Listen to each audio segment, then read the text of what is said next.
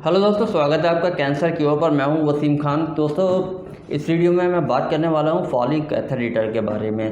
दोस्तों, होता क्या है, जो हमारा रेक्टल कैंसर या कोलोरेक्टल कैंसर की सर्जरी होती है तो उस समय पर जो हमारा ब्लैडर होता है उसके ऊपर एक कट लगता है। जब ब्लैडर पे कट लगता है दोस्तों, तो ब्लैडर के अंदर बहुत बारीक बारीक नसें होती हैं, तो वो कट जाती हैं, अलग हो जाती हैं। और जब डॉक्टर वापस ऑपरेशन करने के बाद ब्लैडर को वापस सीते हैं, टाँके लगाते हैं, तो जो बारीक नसें होती हैं वो आपस में नहीं जुड़ पाती हैं सही से, जिसकी वजह से हमारा ब्लैडर डिस्टर्ब हो जाता है, यानी कि वो सही से काम नहीं करता है। ब्लैडर का काम क्या होता है? ब्लैडर के अंदर जो है हमारा यूरिन आके स्टोर होता है और फिर हम यूरिन पास करते हैं। तो ब्लैडर का काम होता है पेशाब को इकट्ठा करना, और उसके बाद हम पेशाब करते हैं तो यूरिन जो पास करते हैं वो ब्लैडर की मदद से ही करते हैं।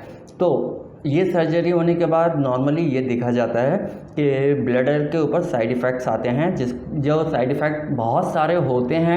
लेकिन अभी मैं सिर्फ फॉलिक कैथेटेटर के बारे में बात करूँगा। फॉलिक कैथेटेटर क्या होता है, ये आपने थंबनेल पे देख लिया होगा और मैं इस वीडियो में भी आपको दिखाऊंगा। तो होता यही है, नॉर्मली सभी केसेस में ये होता है कि जब ये सर्जरी हो जाती है तो यूरिन की प्रॉब्लम आती है कि साइड इफ़ेक्ट ये होता है कि यूरिन पास नहीं होता, पेशाब नहीं होता, या फिर पेशाब रुकता नहीं है। ये दो प्रॉब्लम होती हैं, और ये नॉर्मली ज़्यादातर लोगों के साथ होता है कि जब उनकी सर्जरी हो जाती है तो उसके बाद उनको ये पेशाब की परेशानी आती है कि वो अपने पेशाब को रोक नहीं पाते हैं, जो कपड़ों में ही निकल जाता है, या फिर वो पेशाब करना चाहते हैं तो पेशाब कर नहीं पाते हैं। अगर कर भी लेते हैं तो 100% में से 20 या 30% ही यूरिन पास होता है, बाकी का ब्लैडर में ही रह जाता है। और अगर यूरिन ब्लैडर में रह जाता है, पेशाब ब्लैडर के अंदर, मसाने के अंदर रह जाता है, तो उससे किडनी ख़राब होने का चांस हो जाते हैं। तो इसलिए डॉक्टर क्या करते हैं, सर्जरी के बाद पहले ट्राई करते हैं कि नॉर्मल यूरिन पास हो जाए। अगर आपका नॉर्मल यूरिन पास नहीं होता है तो डॉक्टर आपको यूरिन बैग लगा देते हैं, कैथेटेटर लगा देते हैं। ठीक है, यूरिन बैग लगाने के बाद क्या होता है, यूरिन बैग लग जाता है, उसके बाद आपको दवाइयाँ दी जाती हैं जिससे आपका यूरिन पास हो सके। ठीक है, तो एक प्रॉब्लम तो ये हो गई कि यूरिन रुकता नहीं है, कपड़ों में ही निकल जाता है, और थोड़ा सा ही निकलता है, पूरा नहीं निकलता। और दूसरी प्रॉब्लम हो गई कि यूरिन निकलता ही नहीं है। तो जो दूसरी प्रॉब्लम है कि यूरिन निकलता ही नहीं है, उसके लिए बैग लगाया जाता है, यूरिन बैग, ताकि आपका यूरिन पास होता रहे और आपकी किडनी ख़राब ना हो। ठीक है, तो जब 1 महीना 2 महीना हो जाता है पेशेंट को ये लगाते हुए, मेरे साथ भी यही हुआ था। जब 2 महीने 2.5 महीने तक मैंने यूरिन बैग लगाया, उसके बाद मैं थक गया। नॉर्मली पेशेंट थक जाता है यूरिन बैग से, तो वो डॉक्टर से कहता है कि आप मुझे कोई और रास्ता बताओ कि यूरिन बैग की जगह मैं कुछ और कर सकूं। तो उस कंडीशन में डॉक्टर जो है सजेस्ट करता है पेशेंट को CIC करने को बोलता है। CIC क्या होता है? फॉलिक कैथेटेटर होता है, उसे यूज़ करने को बोलता है। फॉलिक कैथेटेटर क्या होता है, मैं पहले आपको दिखा देता हूँ। वैसे एक बात बता दूँ, वो वीडियो मेरी बहुत पुरानी है, जब मैं फॉलिक कैथेटेटर यूज़ करता था, जब मैंने वो वीडियो बनाई थी।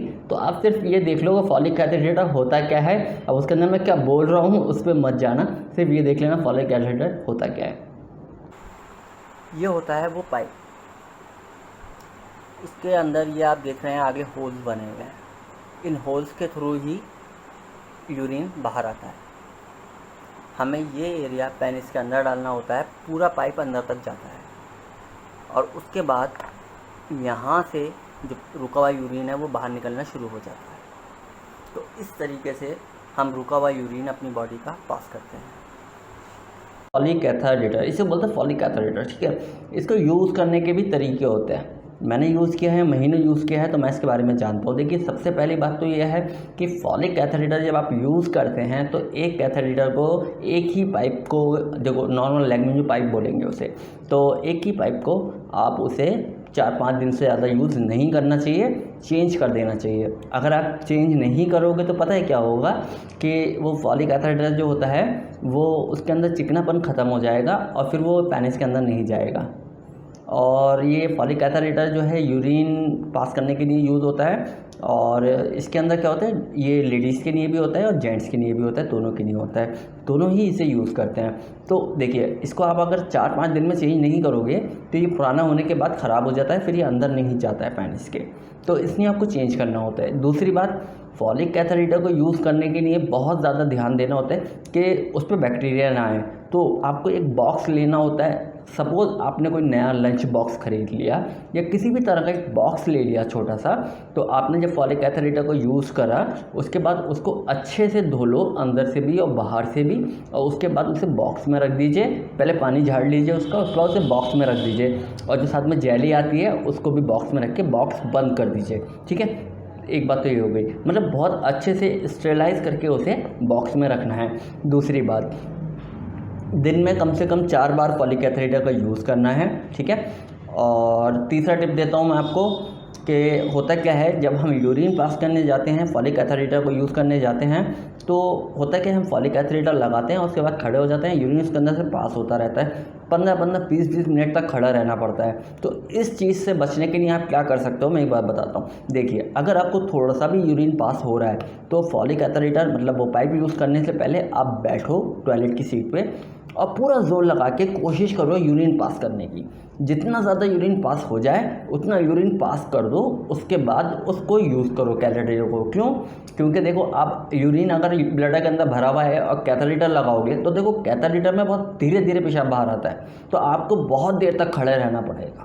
लेकिन अगर आप बैठ के पहले थोड़ा सा यूरिन पास कर लोगे तो यूरिन ब्लडर में कम रहेगा। जब ब्लडर में कम होगा तो कैथेटर थोड़ी देर के लिए ही लगाना होगा, उसके बाद आपका काम हो जाएगा, यूरिन पास हो जाएगा।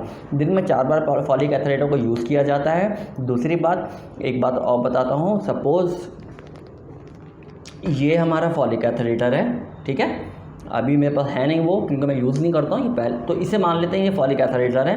तो इसको यूज़ करने का तरीका क्या होता है, जैसे जेंट्स होते हैं उनका जो पेनिस होता है, पेनिस के आगे अच्छे से जेली को लगाना होता है। ठीक है, जेली पेनिस के ऊपर अच्छे से लगानी होती है।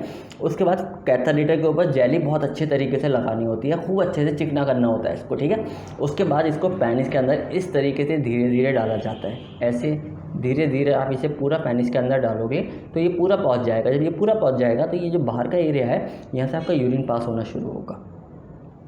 अभी आपको ये ध्यान रखना है कि जब आप फॉलिक एसिड हीटर का यूज़ करोगे तो ऐसा नहीं होना चाहिए कि आपका पेनिस नीचे है और ये ऊपर है। पेनिस जहाँ पर है उसके नीचे ये होना चाहिए, इस तरीके से रहना चाहिए, तभी आपका यूरिन अच्छे से पास होगा। ये नहीं है कि ये पेनिस है और कैथेटर हीटर को इस तरीके से रख रखा है, ऐसे नहीं पकड़ना है, ऐसे पकड़ना है ताकि आपका यूरिन अच्छे से पास हो जाए। दूसरी बात, जब आपका यूरिन पास हो जाए, आपको लगता है कि यूरिन सारा पास हो गया, तो उसके बाद एक काम करना, कैथेटर हीटर को थोड़ा सा बाहर निकाल लेना। मतलब कितना सा, बस इतना सा, हल्का सा कैथेटर हीटर को बाहर निकाल लेना। उसके बाद क्या होगा, आपको दोबारा यूरिन निकलना शुरू हो जाएगा। तो ये तरीका होता है, इस तरीके से ही पूरी तरीके से ब्लैडर खाली होता है। तो मतलब ऐसा नहीं है कि आपने ये पूरा अंदर डाल लिया तो यूरिन पास हो गया। पूरा अंदर डालने के बाद भी थोड़ा सा कैथेटर हीटर को अंदर या बाहर करना पड़ता है, उसके बाद दोबारा से यूरिन पास होना शुरू होता है। ठीक है, ये लेडीज़ भी यूज़ करती हैं और जेंट्स भी यूज़ करते हैं। तो इसको यूज़ करने का तरीका सिंपल है कि इस पर आप जेली लगाओगे अच्छे से, और जो आपका होल है उसके ऊपर अच्छे से आप जेली लगाओ, जेंट्स हो या लेडीज़ हो। इस पर जेली लगाने के बाद इस कैथेटर हीटर को हल्के हल्के अंदर डालना है और उसके बाद यहाँ से आपका यूरिन पास होना शुरू हो जाएगा। तो ये तरीका होता है फॉलिक कैथेटर हीटर को यूज़ करने का, और 3 से 4 दिन में इसको बदल देना चाहिए, पुराना यूज़ नहीं करना चाहिए। वैसे भी पुराना यूज़ करोगे उस पर बैक्टीरिया वगैरह आ जाते हैं, जो इन्फेक्शन हो सकता है, पस पड़ सकता है। तो आप ऐसा रिस्क मत लो कि पुराने वाले को ही यूज़ करे जाओ। अगर इन्फेक्शन हो गया ब्लैडर में तो पस पड़ जाएगा, अब बहुत ज़्यादा दिक्कत हो जाएगी। ठीक है, तो ये होता है फॉलिक कैथेटर हीटर, और इसको यूज़ करने का तरीका मैंने आपको बता दिया है, और दिन में 4 बार यूज़ करना होता है। और ट्रिक यह है कि जब ये पूरा अंदर चला जाएगा तो आपका यूरिन पास होगा, और जब ये पूरा अंदर जाने के बाद आप इसे थोड़ा सा जब बाहर निकालोगे, इतना सा बाहर निकालना, उसके बाद दोबारा आपका यूरिन आना शुरू हो जाएगा। तो इस तरीके से पूरा यूरिन पास होता है। तो फॉलिक कैथेटर हीटर मैंने 4 महीने यूज़ करा, उसके बाद मेरा यूरिन नॉर्मल पास होना शुरू हुआ। लेकिन उसके बाद भी पूरी तरह से साइड इफ़ेक्ट ख़त्म नहीं हुए हैं। यूरिन तो पूरा पास हो जाता है, लेकिन कभी भी थोड़ा बहुत यूरिन लीक हो जाता है। तो जो लीकेज की प्रॉब्लम है वो बाद तक ख़त्म नहीं होती है, बहुत टाइम लगता है उसे ख़त्म होने में। लीकेज की प्रॉब्लम रहती है, कभी भी थोड़ा सा यूरिन आपका लीक हो जाएगा, आपके कपड़े ख़राब हो जाएंगे, उसकी वजह से डायपर पहनना पड़ता है। अब डायपर पहन के रखो तो जो यूरिन लीक होता है ना, तो आपके कपड़े ख़राब नहीं होंगे, डायपर में आएगा, ख़त्म। और सोते वक्त, ख़ास तौर से सोते वक्त, जब हम सो रहे होते हैं हमें कुछ पता ही नहीं होता है, सोते में पेशाब ज़रूर निकलता है। तो उस टाइम पे आप जो डायपर होता है वो लगा के सो। डायपर दो तरह के आते हैं, एक आता है चिपकाने वाला और एक आता है पैंट वाला। पैंट वाला डायपर जो होता है अंडरवियर की तरह होता है, उसे आप पहन लो और उतार भी सकते हो, ठीक है। तो आप पैंट वाला डायपर दिन में भी यूज़ करो और रात में भी यूज़ करो। उससे क्या होगा, जो आपकी यूरिन की लीकेज प्रॉब्लम है वो ख़त्म तो नहीं होगी, लेकिन आपके कपड़े ख़राब नहीं होंगे। देखिए बहुत बुरा सा लगता है आप सबके बीच में बैठे हो और आपका पेशाब निकल जाए कपड़ों में, कितना बुरा लगेगा। तो इसके लिए आपको डायपर का यूज़ करना चाहिए, ठीक है। अभी कोई दिक्कत हो, कोई सवाल हो तो मुझसे कमेंट करके पूछ लेना, मैं बता दूंगा आपको क्या करना है। तो आज की वीडियो में इतना ही, मिलते हैं अगले वीडियो में, और चैनल को सब्सक्राइब कर देना, आपको नए नए वीडियोस मिलते रहेंगे।